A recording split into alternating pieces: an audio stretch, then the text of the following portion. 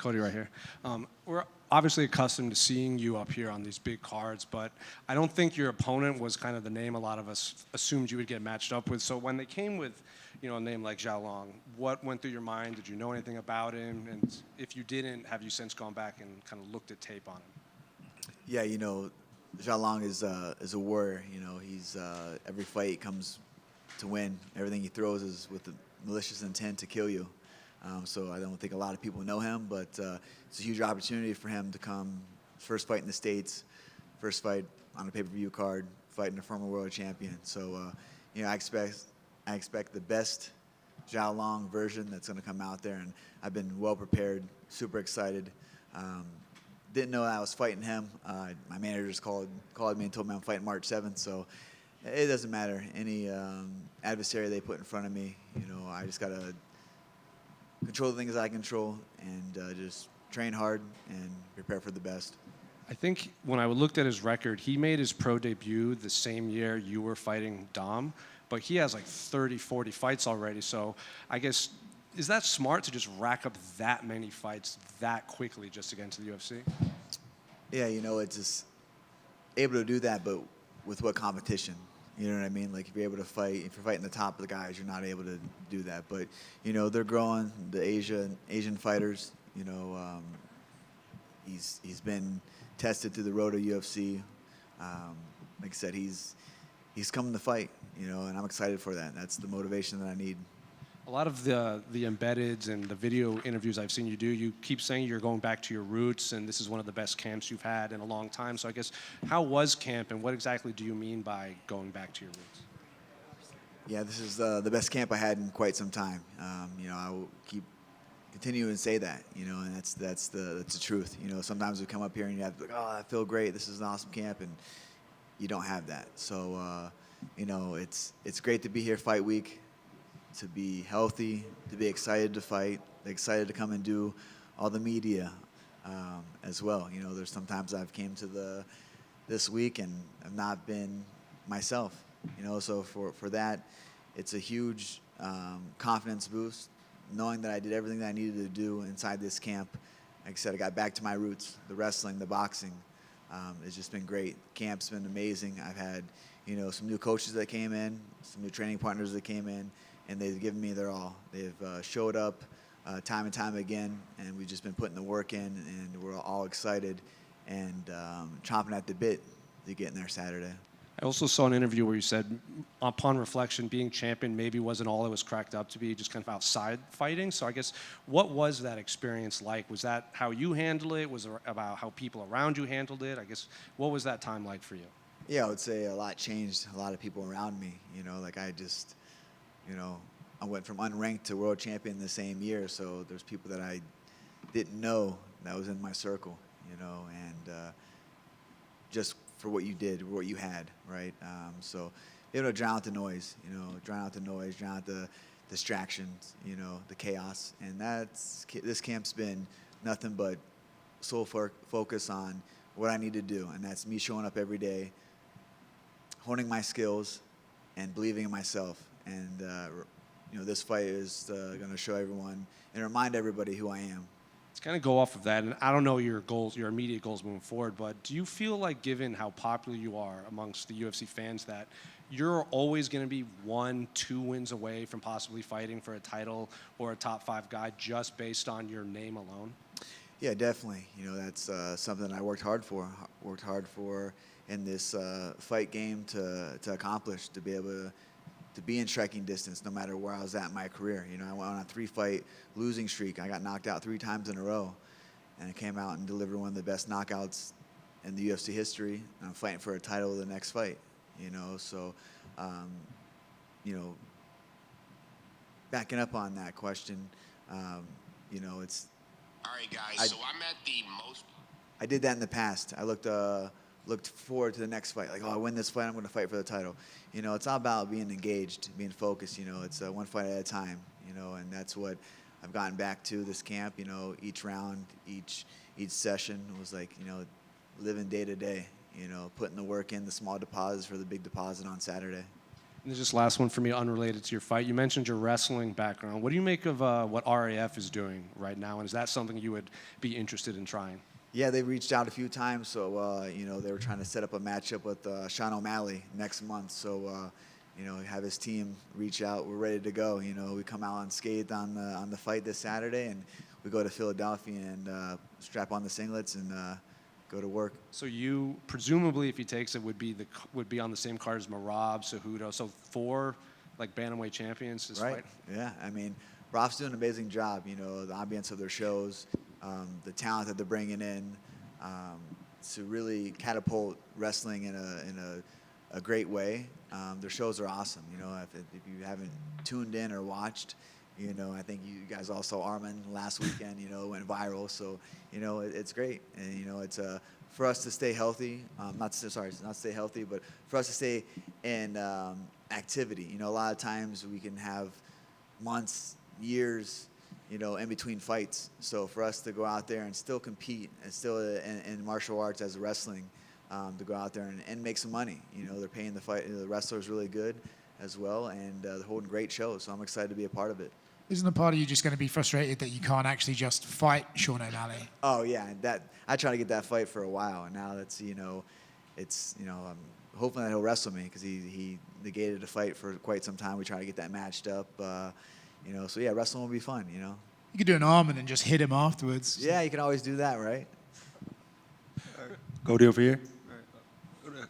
When we look at you, you tend to look more in rest or more in peace instead of the Cody we used to see, who could be fighting anyone, anywhere, any place. I still think you would do that if it was necessary, but what changed the most in at least looking like you have a lot of rest in your head? Yeah, it's great that you say that. I have a lot of rest in my eyes. I just had a daughter 2 months ago, so I haven't really been sleeping too much. But man, I'm so blessed in life. I'm winning at life. I got an amazing son that turns 8 next week. I got a daughter that's 2 months. My life's good. I have no chaos. I grew up my whole life in chaos. And this has been a great camp where I haven't had any of that. I've just been solely focused on, day to day training. And when I leave the training gym, I come out and I'm a father. I'm changing diapers and feeding my baby bottles and, helping my son with school drop off, staying busy with his extracurricular activities as well.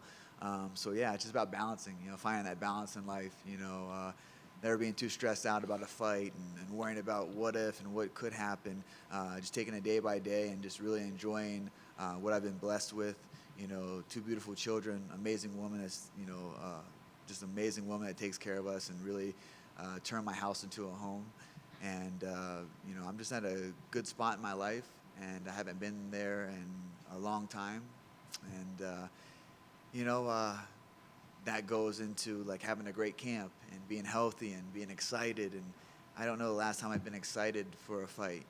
It's been quite some time, and just training too. Like the camp was effortlessly. It was effortless. The whole camp. I got back to my roots, wrestling and boxing, and really trained hard. The last fight when I fought Hany Barcelos, and I'm not taking anything away from this guy. He's a warrior. You got a lot of respect for him, but. I was dealing with some health issues with the vertigo, so I wasn't able to really push the way I needed to push inside the camp. I had 5 weeks to get ready, and I wasn't training before, so every day was a testing period of me going in there, hey, I can spar and be okay, or I can wrestle and be okay, hey, I can grapple, but I was still had the reins pulled back a little bit because I didn't want to offset the vertigo. And I went with a lot of specialists and doctors in the UFC Performance Institute, the team, the staff, really helped me out and rehab myself to feel confident to be able to go push and train the way that I train. And in the last camp, I just didn't have that, and it showed inside the octagon. I still feel like I did enough to win the fight, but it just wasn't my best performance as far as conditioning and being prepared for the fight. And this camp has been just send everything out, sending it every day. And thankful that I'm healthy. I'm here healthy. I'm happy. I'm motivated. And I'm blessed with the opportunity on Saturday to go in, get a knockout, get a bonus. And it's fighting in Vegas, so they pick me up at my house and they drop me off at the house. So it's nice. I get to see my daughter, my son, my family before the fight, and they'll be there after. Last one for me. When people talk about the greatest fighters on earth, they usually get Khabib, John Jones, the regular names. Me and my friends often say, give me Cody Garbrandt the 25 minutes against Dominic Cruz. Is that a reason, one of the reasons why you keep believing in yourself and believing like the guy is still there and I want to keep that showing? Yeah, for sure. I was the best fighter for 25 minutes, so it's my claim to fame, right? No, you know, it's for me, it's a desire. It's the just the grit of doing it. You know, the unknowing. You know, that's why I love this sport. You know, I was a kid that dreamed of being a world champion. That was from a small town. I was dirt poor. I had no gym. I had nothing. You know what I mean? And as a kid, you couldn't tell me that I wasn't going to be a world champion. So I was able to obtain that and do that.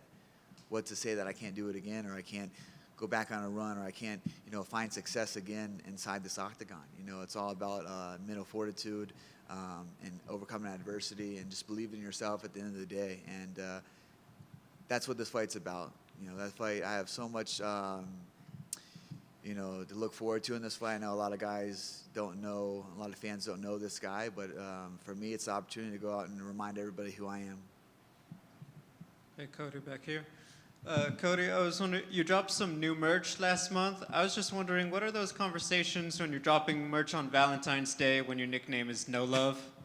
Yeah, you know, it was a good segue. You know, it was good, you know, No Love, and the Dime Industries was great with the artwork and got it out really fast. So they're a great company to work with, truly are. So yeah, it was kind of funny, you know. And so we kind of like played on. It was be a Valentine's gift, and it'll be hey a shirt for the fight. So it just kind of worked out that way. Thank you. Cody, it might sound like a weird question, but you talked about the chaos you've had throughout your life, and now you've kind of found not having chaos, kind of that calm. Was that tough for you to embrace that, to accept that? Because a lot of times, if somebody finds that, it worries them or panics them, and they want to run from it. Like, have you kind of experienced that at all? Yeah, for sure. I always felt like I needed some kind of chaos in my life to feel alive, you know, because I've always been, since I was a kid, my life is full of chaos, you know. So, you know, when things are going good, you're like, oh, something's going to happen. You know, you kind of have that in the back of your mind. And I didn't have that at all this camp. You know, I didn't have it all. My life is just, man, so grounded and so just rock solid that it's, I didn't have that one time like, oh, things are going well. What's going to happen? You know, like something's about to, you know, shit's about to hit the fan kind of thing. I didn't have that. So that's a great question, you know. Like, I feel like just, man,